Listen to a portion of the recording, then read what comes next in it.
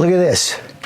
This is the foot of the bed at the end of the aisle, and I was able to prop this up. I had to remove 2 bolts on either side that held these support arms to a bracket, because there's obviously an end to where your feet could be raised with the remote.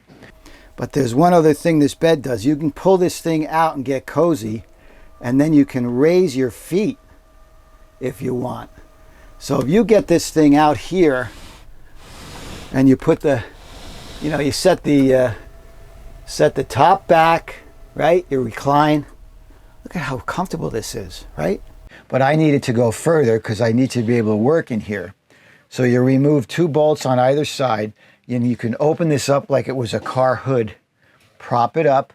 Now I have full access to all my mechanicals from the top, from this angle. I can also get at them from inside the garage. Why did I have to get in here at such a late date? Dr. Stevens inside waiting to take his van. The Remco water pump had a leak from the factory where the impeller housing meets the pump housing.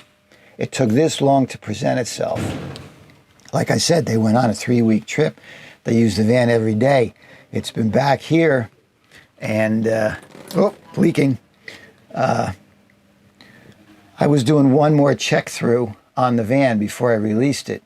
And I says, hey, where's this water coming from? Sure enough, it was coming right from the bottom of the impeller housing. So that's why I opened this up. I was able to get this pump out of here in a matter of minutes, replace it. He'll be on his way.